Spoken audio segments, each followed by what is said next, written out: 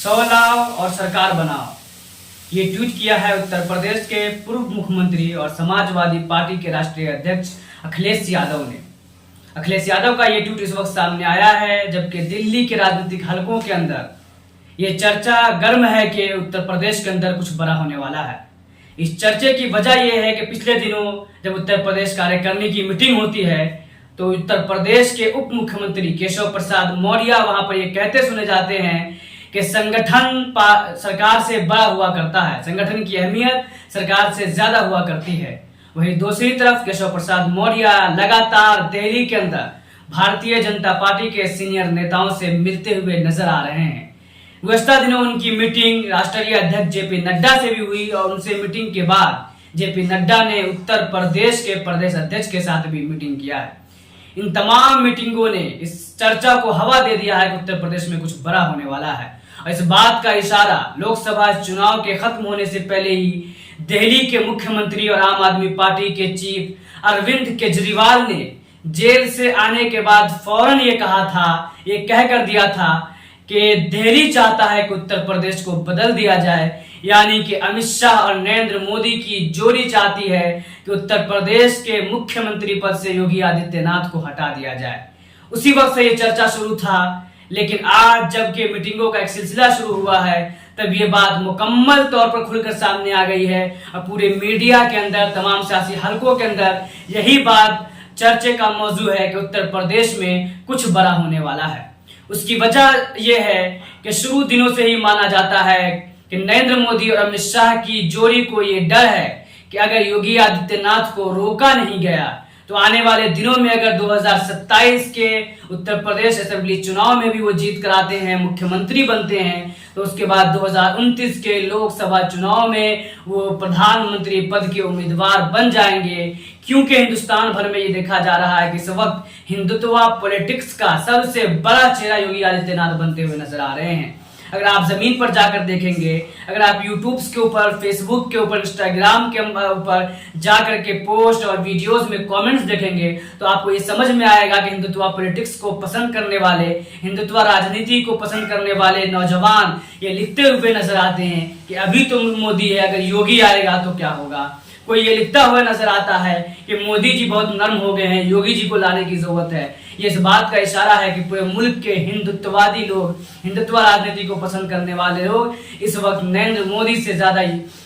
योगी आदित्यनाथ को पसंद कर रहे हैं। उसकी वजह कहीं ना कहीं ये भी है कि योगी आदित्यनाथ ने उत्तर प्रदेश के अंदर अपने 2 टर्म की सरकार में लगातार जिस तरीके से एंटी मुस्लिम इस्लामोफोबिक अटैक्स किए हैं, जिस तरीके से वहां पर कई नेताओं का मर्डर किया गया और ये मैसेज देने की कोशिश की गई, ये नैरेटिव देने की कोशिश लगातार की गई कि योगी आदित्यनाथ मुस्लिम बाहुबलियों को खत्म कर रहे हैं, उनको शांत कर रहे हैं और ये मैसेज देने की कोशिश की जाती है कि उत्तर प्रदेश में मुसलमानों का एक तरीके से धाक था, उनका एक खौफ था, जिसे योगी आदित्यनाथ ने मिटा दिया। उसी तरीके से उत्तर प्रदेश में बुलडोजर की जो राजनीति सामने आई, जो बाद में पूरे मुल्क के अंदर अपनाया गया, आसाम से लेकर के मध्य प्रदेश तक, दिल्ली और बिहार तक में अपनाया गया और लगातार हर जगह बुलडोजर चलता हुआ नजर आता है। ये बुलडोजर सियासत भी योगी आदित्यनाथ ने दिया है और आज जबकि लोकसभा चुनाव में बड़ी तादाद में यूपी के अंदर सीटों का नुकसान हुआ है, इसके बावजूद लगातार वहां पर बुलडोजर को चलता हुआ देखा जा रहा है। इस बुलडोजर सियासत ने योगी आदित्यनाथ को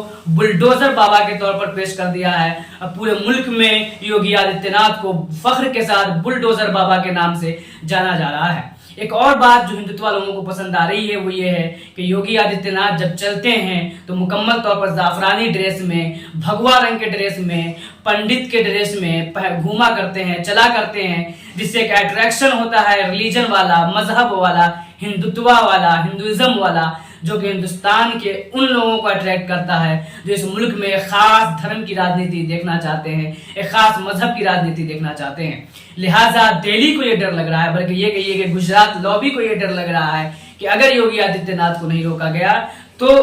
आने वाले दिनों में दिल्ली भी खतरे में होगा, यानी दिल्ली में गुजराती लॉबी की पॉलिटिक्स खतरे में होगी। यही वजह है कि लगातार गुजराती लॉबी ये चाहती है, अमित शाह मोदी की जोड़ी ये चाहती है कि उन्हें हटा दिया जाए। ये सारी बातें दिल्ली के सियासी हलकों में तैर रही है, लेकिन सवाल ये है कि क्या योगी आदित्यनाथ को हटाना आसान होगा?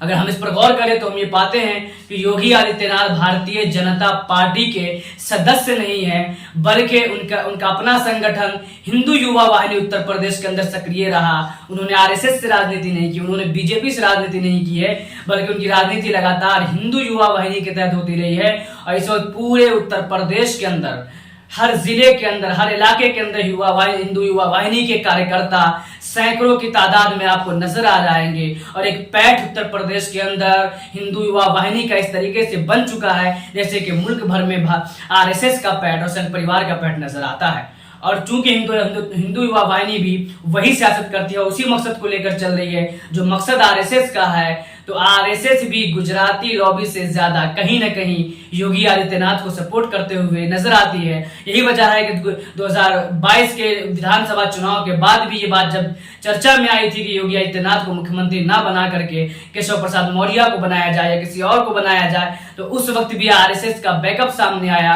और आरएसएस के सामने आने की वजह से योगी आदित्यनाथ को मुख्यमंत्री बनाने पर भारतीय जनता पार्टी को मजबूर होना पड़ा। अब सवाल ये है कि आज भी अगर योगी आदित्यनाथ को हटाने की बात होती है तो एक तरफ पूरे यूपी में फैला हुआ हिंदू युवा वाहिनी का कैडर है, तो वहीं दूसरी तरफ आरएसएस का भी योगी आदित्यनाथ को पसंद किया जाना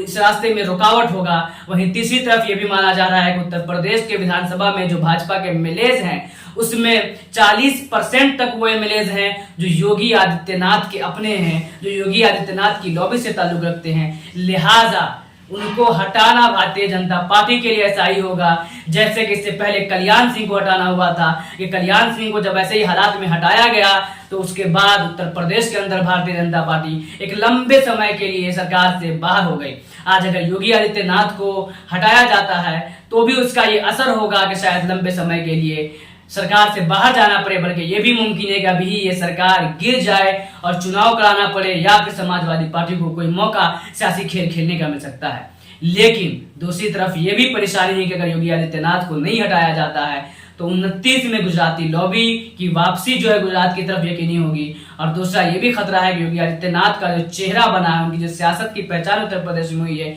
वो सवर्ण राजनीति की हुई है, अपर कास्ट राजनीति की हुई है, जिससे कि कहीं ना कहीं ओबीसी समाज में नाराजगी देखी जाती है। और ये मुमकिन है कि जिस तरीके से इस चुनाव के अंदर बीजेपी को उत्तर प्रदेश में बड़ा नुकसान हुआ, क्योंकि एक तरफ योगी का हिंदुत्ववादी चेहरा था, सवर्ण चेहरा था, पंडित चेहरा था, दूसरी तरफ अखिलेश यादव की ओबीसी राजनीति थी, अखिलेश यादव की दलित मुस्लिम और ओबीसी इत्तेहाद की राजनीति थी, गठबंधन की राजनीति थी, इंडिया अलायंस के संविधान बचाओ का नारा था, जिसने कहीं ना कहीं इंडिया अलायंस को फायदा पहुंचाया और भारतीय जनता पार्टी को उत्तर प्रदेश से सबसे बड़ा झटका लगा। ये भी मुमकिन है कि अगर योगी आदित्यनाथ को नहीं हटाया जाता है तो 2027 में अखिलेश यादव समाजवादी पार्टी कांग्रेस गठबंधन के साथ सरकार में वापसी कर सकती है, क्योंकि फिर वही बात होगी, पिछड़े एक हो जाएंगे, दलित उनके साथ होंगे और मुसलमान भी उनको सपोर्ट करते हुए नजर आएंगे, जो कि भारतीय जनता पार्टी के लिए बहुत बड़ा नुकसान साबित होगा। मामला वही है कि भारतीय जनता पार्टी के लिए वही सिचुएशन उत्तर प्रदेश में पैदा हो गई है जिसको कहा जाता है ना उगलने पाए और ना निगलने पाए। देखना यह होता है कि आने वाले दिनों में क्या देखने को मिलता है।